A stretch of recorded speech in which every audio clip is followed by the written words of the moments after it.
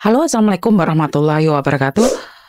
Bagaimana kabarnya? Terima kasih yang sudah share dan like serta subscribe YouTube saya. Terima kasih sekali. Tanpa kalian, siapa sih saya sampai hari ini? Ternyata penggemarnya sangat banyak sekali. Terima kasih karena Anda mau mendengarkan informasi-informasi yang ada. Dan sekali lagi, saya merasa sedikit agak aneh ya Mbak ya. Kenapa saya tidak upload suara Mbaknya ini? Karena sedikit berbahaya sekali. Karena dia juga tidak ingin menjadi saksi. Dia takut suaranya dikenal orang. Karena ini sangat berbahaya sekali.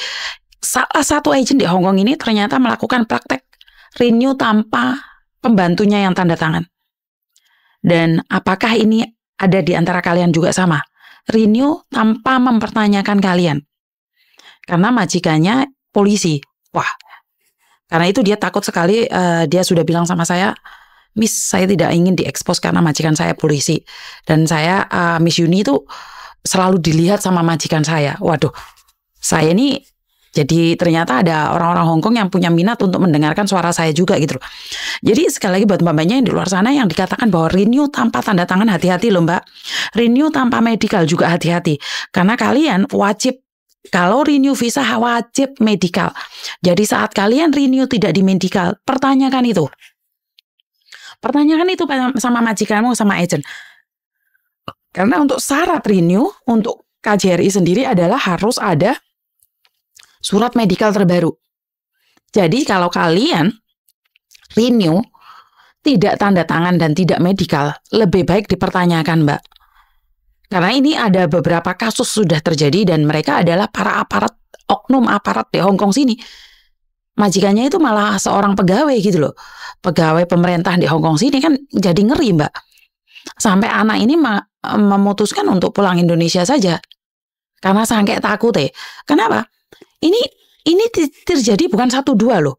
Setelah saya evaluasi itu banyak mbak-mbaknya itu tidak tanda tangan. Bahkan di kontrak kerja itu di Hong Kong itu tidak tangan di kontrak kerja, di kontrak biru itu tidak tanda tangan. Makanya buat mbak-mbaknya yang di luar sana lebih berhati-hati. Kalau kalian renew tanpa tanda tangan, lebih baik komplain. Itu juga pemalsuan. Karena menurut saya sangat tidak adil sekali ya mbak ya. Kalau cecenya yang melakukan kesalahan itu hukumannya tuh berat. Akan kehilangan pekerjaan. Tapi giliran majikan yang melakukan kesalahan kayaknya biasa-biasa aja gitu loh. Bukannya saya itu membela cece-cecenya, tidak juga. Bukannya saya itu menyalahkan majikan, tidak juga. Ada majikan juga yang dikhianatin cecenya, saya juga komplain kok. Saya berada di tengah-tengah yang saya merasa bahwa kalau ada yang nggak benar itu tunjukkan gitu loh, biar kita tidak diremehkan gitu loh. Kalau kita sudah cross button line, maksud aku adalah keterlaluan, ya kita harus bersuara mbak. Selagi yang biasa-biasa aja masih nggak apa-apa. Tapi dari biasa-biasa aja yang kita nggak speak up, itu kita disepelekan. Jadi buat mbak-mbaknya yang saat ini renew tidak tanda tangan dan tidak medical, pertanyakan itu sama majikanmu. Karena saat kamu tidak medical dan kontrak kerja kamu sudah masuk di konsulat Indonesia bisa bisa mencabut surat izinnya itu, surat izin PT-nya dan surat izin agentnya. Jadi ini tidak bercanda ya, konsulat Indonesia sangat ketat sekali. Konsulat Indonesia tidak ingin pemalsuan hasil medical. Jadi kalau mbak-mbaknya renew tidak medical, pertanyakan itu sama agentmu dan majikanmu. Kita tidak sedang bercanda loh mbak.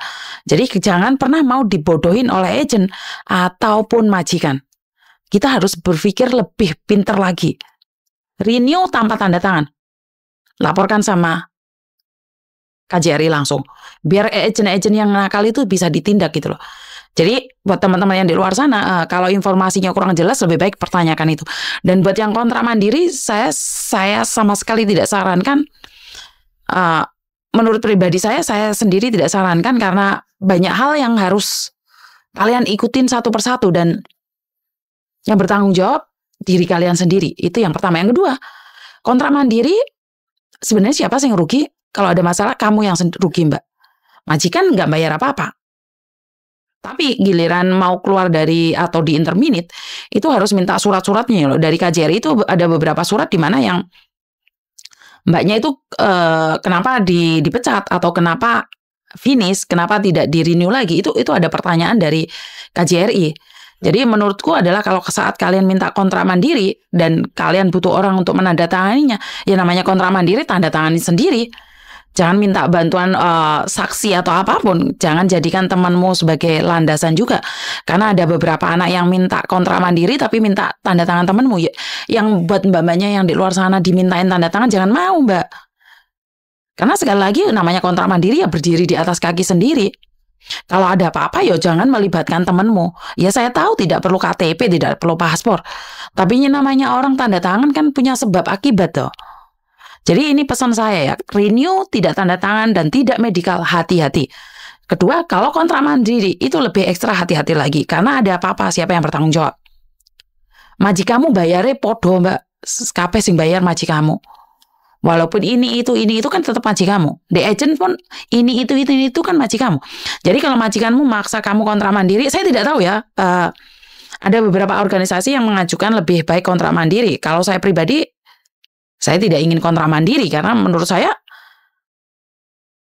lebih baik ada yang bertanggung jawab.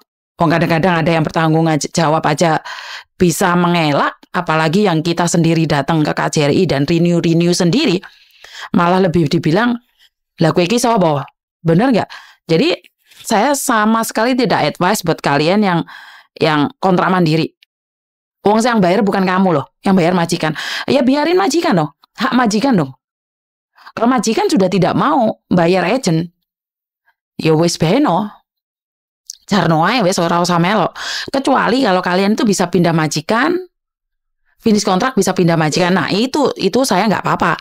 Kalau buat kontrak mandiri ya, tapi kalau renew kontrak mandiri saya sangat tidak menyetujui ya. Saya tidak paham term and condition-nya sejauh mana, sesulit apa. Tapi yang saya tahu saat kalian finish kontrak pakai kontrak mandiri, mau cari majikan lain, tidak semua agent bisa membantu. Karena tidak semua agent bisa ada lisensi. Karena itu sudah beberapa kejadian ya, yang saya awal-awal itu yang kontrak mandiri giliran.